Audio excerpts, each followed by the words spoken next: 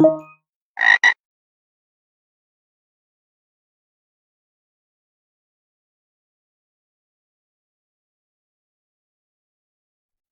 right, everybody, this is a guided walkthrough for Natas level 7 from overthewire.org. So the first thing we need to do when we start one of these challenges is to actually access the page in question. Remember that the username for Natas level 7 is going to be Natas7, and the password is going to be the password you got from the last level. It's important to keep track of these passwords because if you do not, you will not be able to access the level.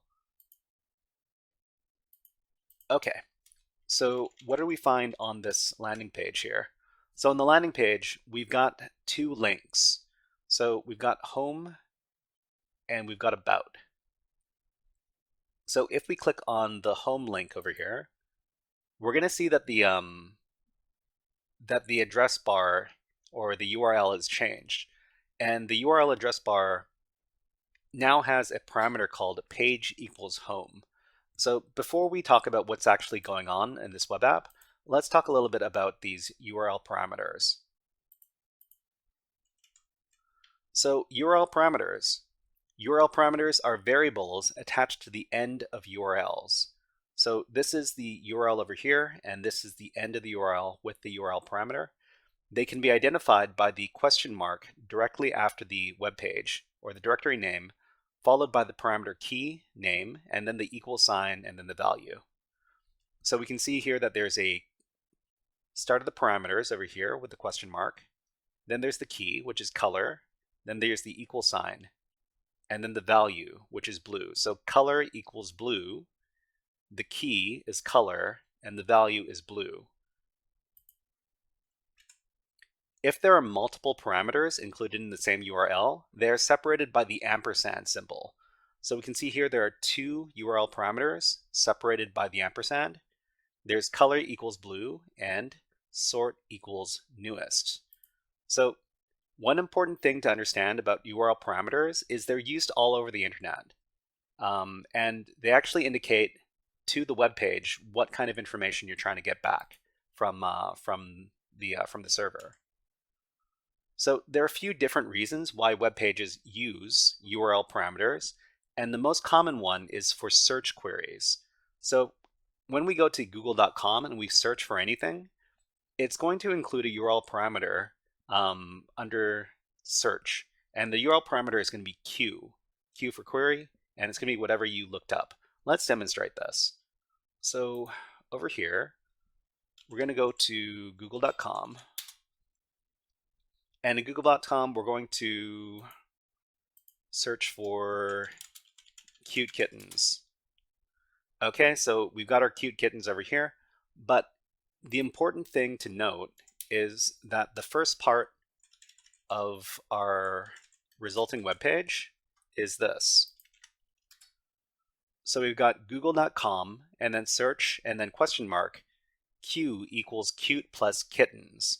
So this is the URL parameter, and this lets the Google server know what kind of information to send back to the web browser.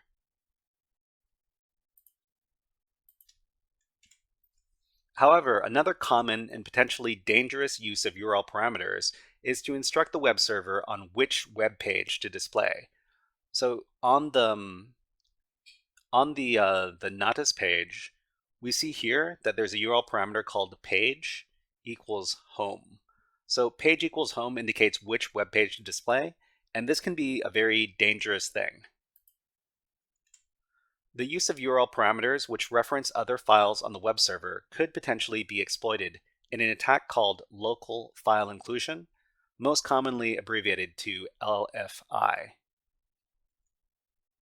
So we're talking about local file inclusion. What is this? Local file inclusion is a web app vulnerability where arbitrary local web server files can be accessed through a web interface. So we're not just going to be accessing the regular web app files on the web app, but through this kind of vulnerability, we can read any file on the web server, including system files. So LFI vulnerabilities can lead to sensitive data exposure and can also be used as the first step in a chain of exploits. So the inclusion of file names in the URL parameter, this is a typical method through which a potential LFI vulnerability is identified. So before we talk about how we're going to exploit local file inclusion, let's talk about how these web apps work and where they are inside of the file system. So this particular application, it's going to work inside of the web server in this directory over here. So it's going to be in the var html labs natas 7 directory. And what we're going to do is we're going to escape that directory, and then we're going to go up to the top of the file system. And then we're going to try to access another file on the file system. So we're going to be, let me demonstrate. So over here at Natas 7, we've got the URL parameter page equals home. What we're going to do is we're going to substitute in an LFI attack payload in the page variable and the page parameter over here. So page is going to be equal to dot dot slash dot dot slash dot dot slash dot dot slash dot dot slash dot dot slash dot dot slash a bunch of times, and then we're finally going to, this is what we're doing to go up to the top of the file system.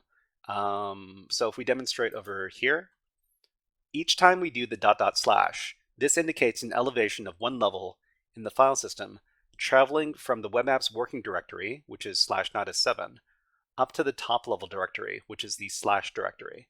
So each time we do a dot dot slash, we're going up one level, and eventually we get up to the top level directory. So from there, from the top level directory, we can provide a file path to the file that we want to access. So a typical test for LFI on Linux and Unix web servers is to access the etc password file, since it is publicly readable by default and gives info regarding usernames on the web server. Okay, so what we're going to do is we're going to try to access the etc password file after giving all of the dot dot slashes in the web app. So we're going to go back to the web app, and at the end of all these dot dot slashes, we're going to provide the name of the file we want to read, which is /etc/password.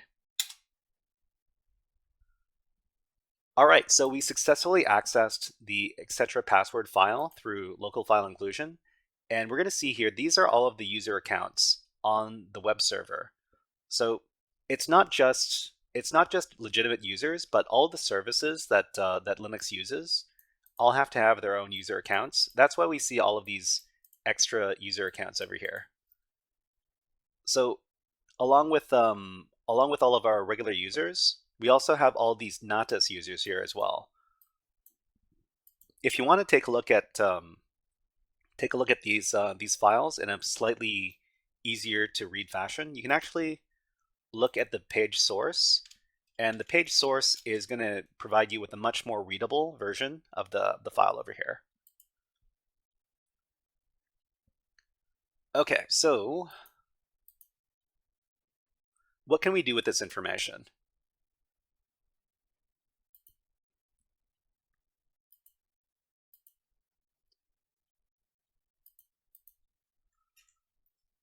Okay, so what we can do with this information is this. Over at the Natas webpage, oops, Natas.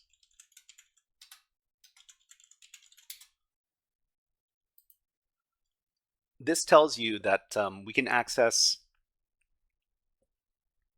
all of the passwords are located in the /etc/natas_webpass file. So for example, the password for Natas5 is located in the /etc/nataswebpass directory Natas5 and is readable by Natas4 and Natas5. So what we're going to do is we're going to use local file inclusion to read that file. So what we're going to do is we're going to change our file that we're going to read to /etc/natas_webpass. Natas 8, because the next level is Natas 8, and we want to read Natas 8's password. So this is the location of the password for Natas 8 on the web server. And we're going to see that this is the password for Natas 8. So we were able to successfully read it using local file inclusion. So we're just going to copy this.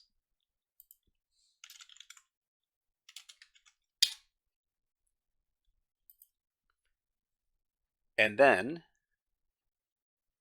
we're going to finish up this level. Okay, so before we finish up, let's talk a little bit about what we learned in today's in this level here. So the username for this level is Natas7. The password is this. The web vulnerability that we discovered here is local file inclusion through the page URL parameter. And the way we solved this this level is access the password on the web server by providing the following file path here. So it is the regular file path, and then page equals ... a bunch of times, and then etc. Natas_webpass, and then Natas8. All right, so that was the Natas 7 level from overthewire.org. If you enjoyed this guided walkthrough, please click on the like and subscribe buttons on the video, and click on the like and subscribe videos. Click on the like and subscribe buttons on the video, and leave a comment underneath the video. But until next time, HackerFrogs out.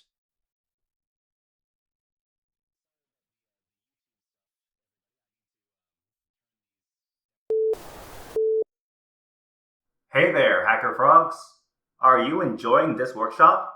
Learning new concepts and skills? If so, there's a way you can support the channel, and it's totally free. Just click on the subscribe button below the video. Also, click on the like button. And if you have questions or comments on this workshop, please leave them below the video. Thanks for listening. And now, back to our scheduled programming.